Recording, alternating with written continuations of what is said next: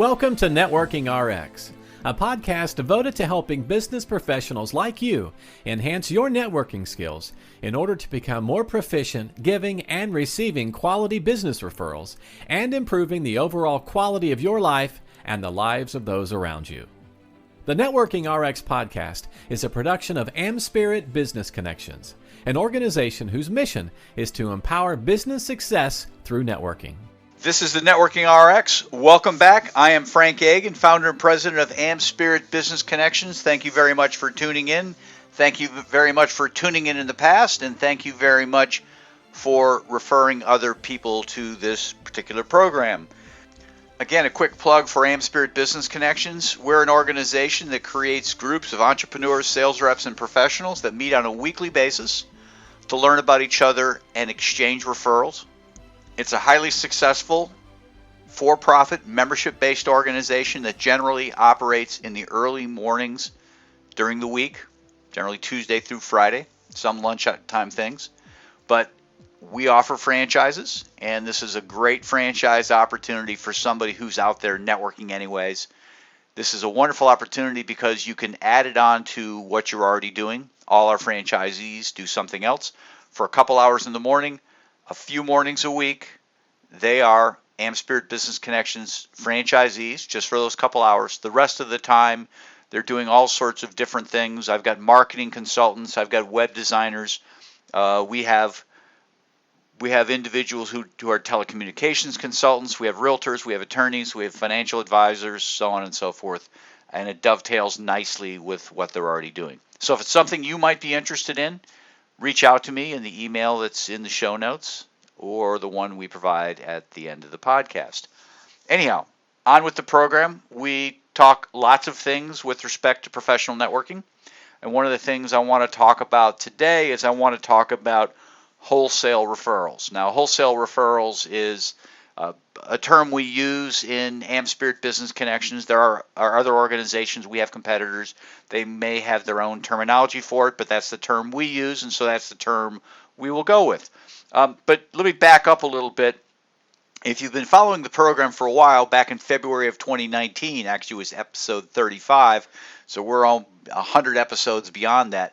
Episode 35, we did a program on the ABCs of asking for referrals. And in that particular program, I share a story about an individual who was a member of AmSpirit Business Connections, and he had been a member for a year when he stood up and basically told his particular chapter that he was leaving because he hadn't gotten any referrals. And to kind of give you some further backstory without repeating the entire episode, and you can go back to episode 35, which was February of 2019, and listen to the ABCs of asking for referrals to get the full story.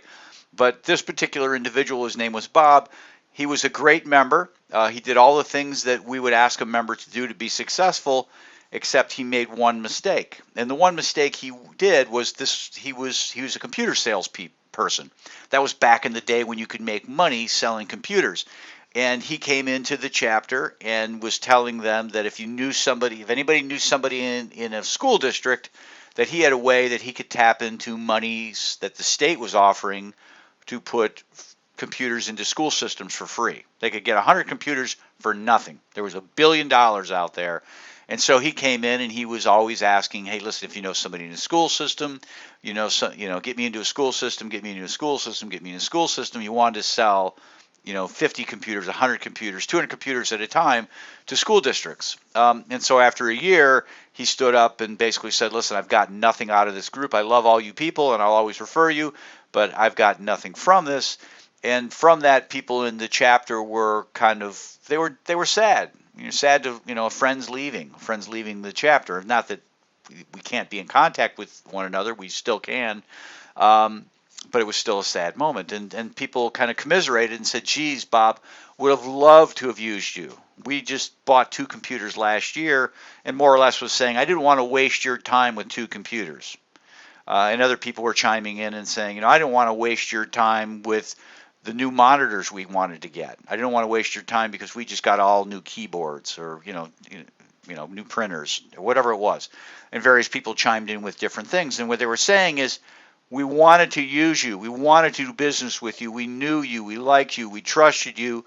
But we had no need for 100 computers, and we didn't know anybody who needed 100 computers, and we didn't want to waste your time because we do know you, like you, and trust you. And Bob's jaw kind of dropped, and Bob was like, well, I make a lot of money selling one computer at a time. Well, you never told us that, Bob. So as that particular program goes on, I talk about that when you ask for referrals, don't just ask for that big 100 computer type referral, which I term the A referral, that referral that might make your month, your quarter, your year, your lifetime. Yeah, those are out there, but if that's the only thing you're going to ask for, you're going to starve in the meantime. But also focus on not just your A's, but also your B's. What are the typical things that you kind of see? Yeah, I typically sell one or two computer at a time, and then I make a living doing that. That's kind of the B referral. But also spend some time talking about the C referral. What's that referral that you don't get up and aren't excited about doing, but you're willing to do it because, one, it's just a way that you serve customers, and it puts some money in your pocket. But two, you know that the little things can always lead to bigger things. And the story I share when I get into the longer program with this, and again, you can go back and listen to it. When I talk about it, I used to be an attorney, and I was never excited about doing somebody's simple will. It's such a personal thing, and there are so many questions with respect to it that you could never justify charging what you really should charge for the will. And so I wasn't excited about it, and it just, it gets into personal stuff, and just wasn't my cup of tea. And there are a lot of attorneys who are kind of the same way. It's like, yeah, I'll do it. And for me, I did it because, you know what, $150, kept the lights on, paid some bills. But occasionally, those little simple wills turned into something bigger. So when you're out asking for referrals, don't just fixate on those A referrals. Focus on the B's and focus on the C's as well. So the A, B's, and C's of asking for referrals, if you would think about it, it's almost like a pillar, and there's different levels on the pillar. Looking at referrals almost in a vertical sense, where the A's are kind of higher up and the B's are in the middle and the C's are down lower. When we talk about wholesale referrals, we really kind of get into moving more horizontally. We're talking about the whole universe of referrals. And what I tell people in AmSpirit Business Connections is, you're here to generate referrals. You're here to try and maybe get A's and B's and C's, but sometime the path to the A's and the B's and the C's come at a different route. And so you need to look at the horizontal picture of referrals and asking for different types of things. And that's when the notion of wholesale referrals comes up. And again, it's just a terminology we use to talk about this. And what a retail referral is, and again, just our terminology for it, a retail referral are those referrals to a new customer or client that are intended to immediately or directly result in new or additional business. And those are certainly ideal. For example, if I made a referral to the realtor in the chapter and said, hey, listen, here's my neighbor. Give my neighbor a call. That's what we do in AmSpirit. It's, we call them qualified referrals. We don't want people to give referrals unless the person who's being contacted is expecting the call. But I would talk to the realtor in the particular chapter and say, listen, call my neighbor. I was talking to him this weekend. They're looking to sell, or they're looking to buy some rental property. They're looking to get a vacation home. But when the realtor called, the person would be certainly expecting the call, but there's an immediate expectation on the realtor that some business is going to happen. It's not a guarantee that business is going to happen, don't get me wrong. There could be any number of reasons why they decide not to follow through or go with another realtor, but I am putting that realtor in the right place at the right time, and there's an immediate expectation for business. Now, the wholesale type referral is something where there's not an immediate expectation of business, but it might be more more and better business down the line. For example, returning to my example, I go to the realtor and I say, hey, listen, contact my neighbor. I've gotten to know my neighbor. I just found out that he or she is head of HR at ABC, big company in town. And one of the problems that they have is they're hiring in a lot of people and trying to find reliable realtors to help find housing for all these corporate execs and people that they're bringing in. Now, when my realtor contacts my neighbor, again, expecting the call, there's not an immediate expectation of any sort of listing or buying a house, but it's for the purpose of developing a relationship so the realtor can be on a short list or be the list for people that my neighbor, the HR person, would refer to them. Now, this is all hypothetical, so if you're a realtor out there, don't contact me. I don't have a neighbor that's head of HR. But I want to use that to kind of draw a contrast between what we call the retail referral, where there's this immediate expectation of business, and the wholesale referral, where there is this kind of bigger picture, not immediate, but it's a bigger picture of lots of business down the line. That's a wholesale referral. Now, as wholesale referrals go, there are really lots of different types of wholesale referrals. There are several different types of wholesale referrals. I want to spend the balance of this kind of talking about them and giving you some examples.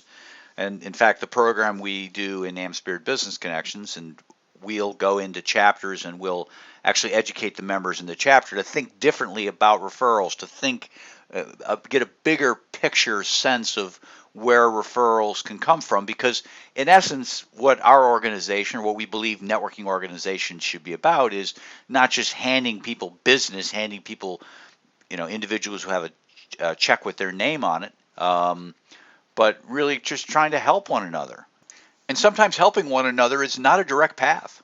Sometimes it's not going from A to B, but to get to B, you've got to pass through D, C, F, and J to get to B. And that's just how networking works. If you're patient, if you're really looking at it and thinking about it in the big picture. I mean, if you're impatient, you're looking for A to lead to B.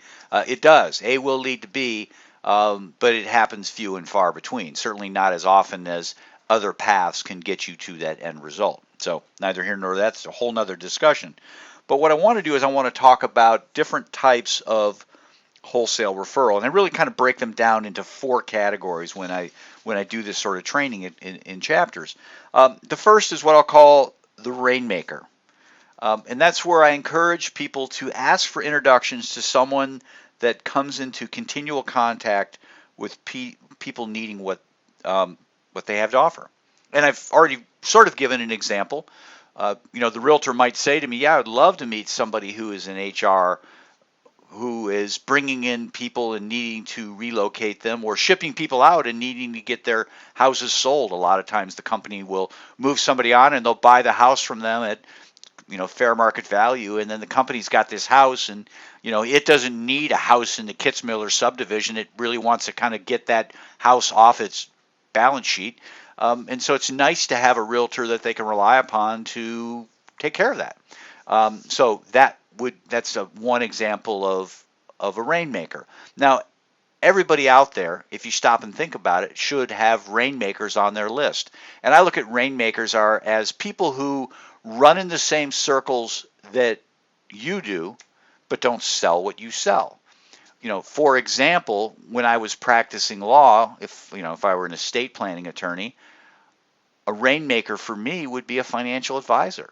They're out there dealing with wealthy individuals, people who have means and have assets that need to be passed on to the next generation, and that's what an estate planning attorney would want to be networked with. So for the estate planning attorney, a financial advisor.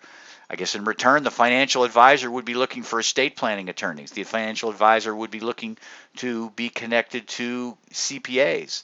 The financial advisor might be looked to be connected to realtors who, have people who, they know about individuals. When you're selling somebody's house, you know a lot about the person. You know what they can afford. You get a sense as to what they do. So you tend to learn about one another, and so anyhow, rainmakers are the people who are kind of running in the same circles that you're running in, but they're not selling what it is that you sell. And for me, when I practice law, the type of law that I practice was I help people. I did a lot of business stuff, mainly helping people buy and sell businesses. And the rainmakers in my world were the individuals I had developed relationships with in the Ohio Business Brokers Association. I don't think I did any work for anybody in the Business Brokers Association directly, but they referred me clients. So if you're out there networking, stop and think about, okay, who are the rainmakers, and ask the people in your network, hey, I would love an introduction to somebody who's a rainmaker. And just don't say it like that. Tell them who the rainmaker is. Yeah, I'd really love to meet a business broker. I'd really love to meet a business banker. I'd really love to meet a CPA. People who are dealing with lots of businesses, or and your rainmakers are going to be different than mine and different than the realtors. But stop and think about that from a wholesale referral perspective, and from time to time ask for those things as opposed to just what we'll call the retail referral.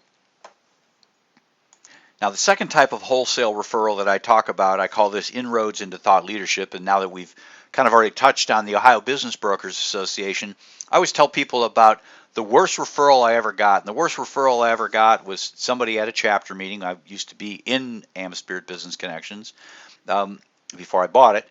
But the worst referral I ever got is somebody gave me a referral, and I was really excited to see them after the meeting and find out what this referral was. It felt like Christmas morning, and they came up to me and they said, well, I'm president of the Ohio Business Brokers Association. I'd love for you to come out and talk to the organization.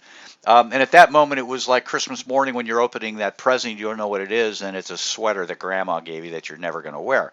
And so I was really kind of dejected on the inside, but on the outside, I'm like, okay, thank you. And thinking to myself, I need to get clients. I need to get people to bring me money. I don't need to be writing a speech. And I was naive and I was short-sighted. I think we all are at that point at one point or another. Maybe you're there. I'm not there anymore. I look at all these things as wonderful opportunities. But at any rate, I said thank you and I agreed to give the speech, and I went in and gave a speech, and that was my introduction to the Ohio Business Brokers Association. Here I am standing before 20, 30 people who help people buy and sell businesses, my clientele. They're running in the circles I'm running in, but not selling what I'm selling. It was a wonderful opportunity. So from time to time, if this is your sort of thing, ask people in your network for opportunities to speak. And I know there are financial advisors out there. I know attorneys. I know realtors. I know a lot of professionals who are very interested in the opportunity to talk about their expertise.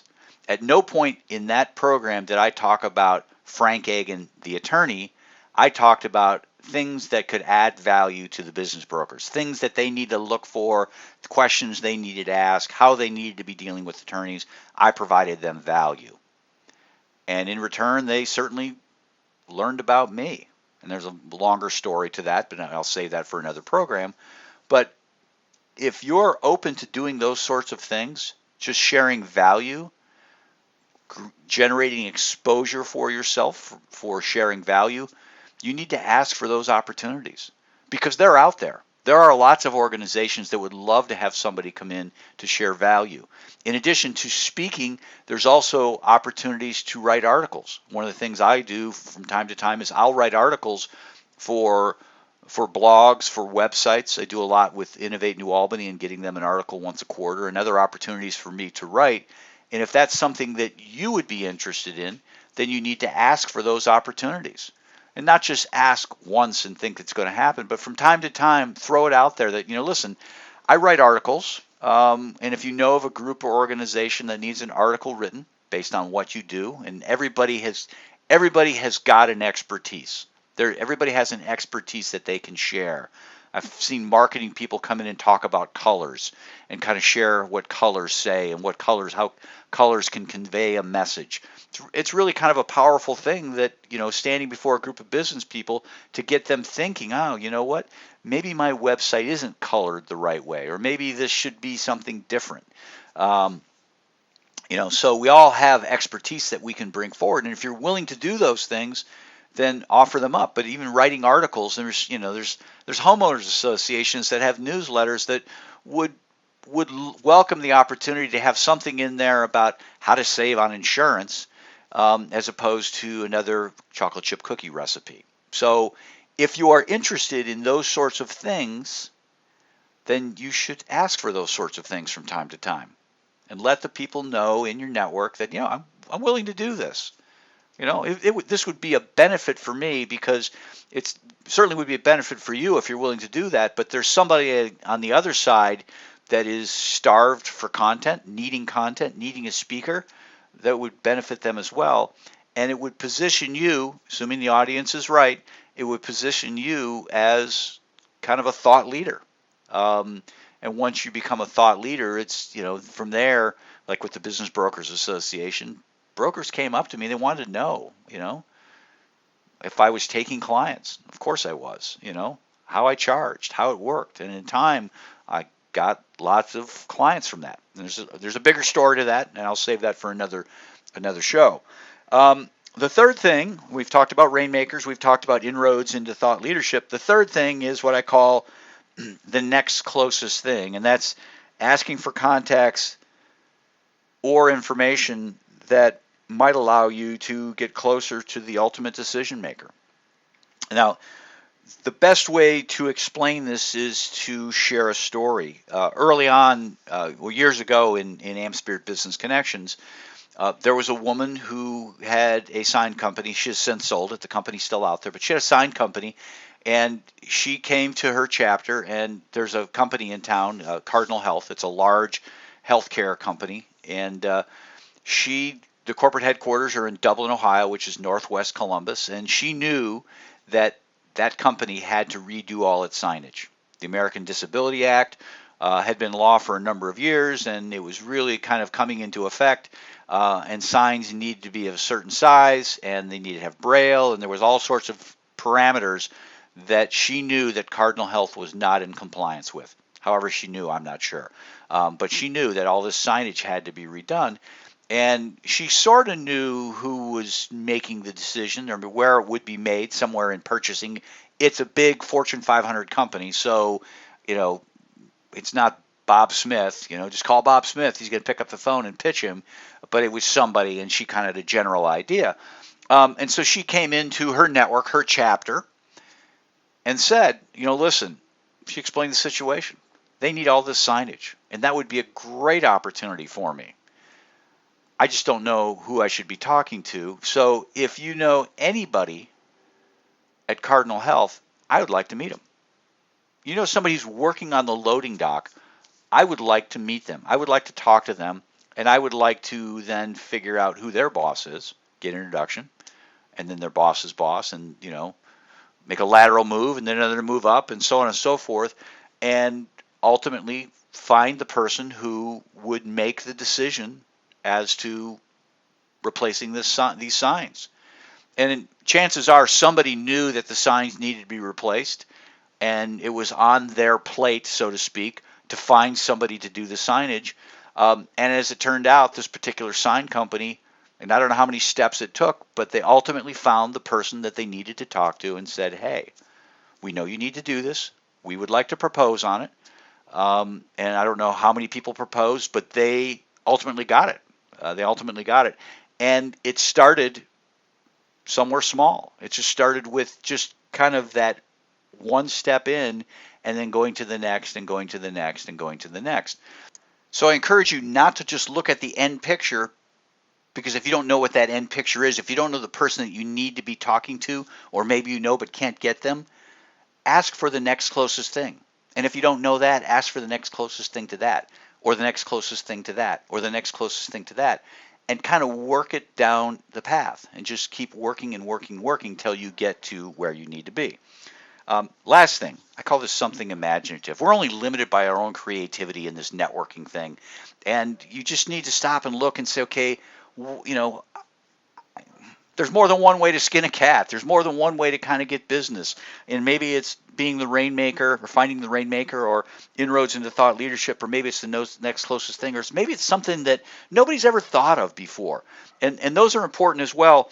There was a couple people in the organization, and they had kind of come together. One guy sold copiers, and the other guy provided office supplies. And the copier guy said to the office supply person, listen, when I give people a test drive with the copier.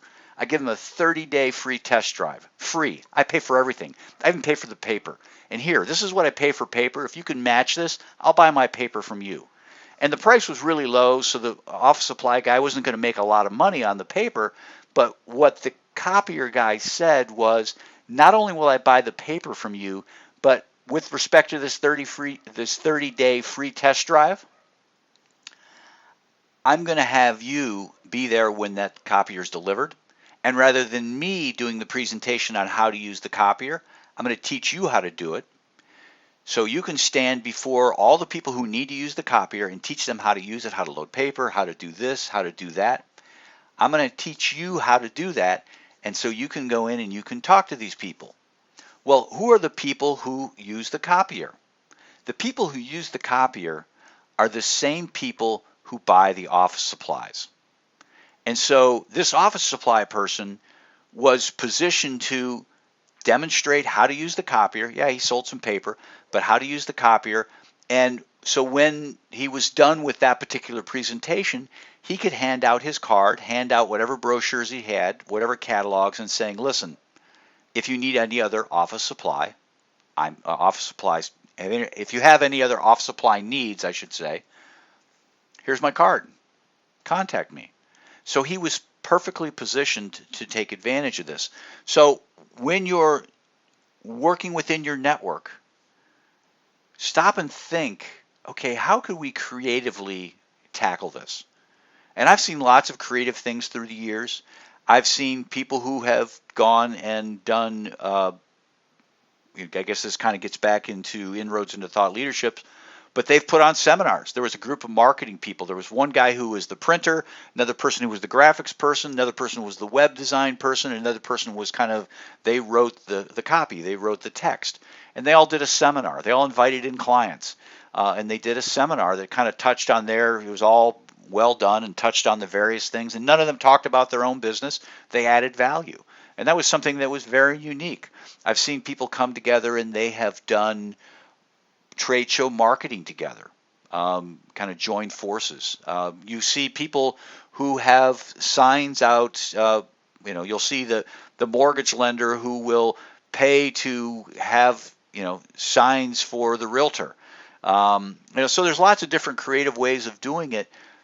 My point in all of this is don't just get stuck asking for the end business, because when you just ask for the end business, it does happen, but it's not necessarily the only way that it can happen. And you need to be creative. You need to have different angles in trying to make it work. And so that's where I come up with the wholesale referrals, and it's not intended to be something that's immediate or direct, but it's intended to provide lots of opportunity down the line, whether it's a rainmaker, somebody looking for inroads into thought leadership, the next closest thing, or just being really creative in how you ask for referrals. Something to think about as you're out there working and networking today. Thanks for joining us on the Networking RX podcast. Please put what you've learned into action today and let us know if you have questions, comments, or ideas for future topics. You can email them to us at podcast@amspirit.com. That's AmSpirit.com. Finally, so you never miss an episode, be sure to subscribe to the Networking RX podcast through iTunes, Overcast, or however you receive your podcasts. Now get out and network with someone. The Networking RX podcast is the copyright production of AmSpirit Business Connections. All rights reserved.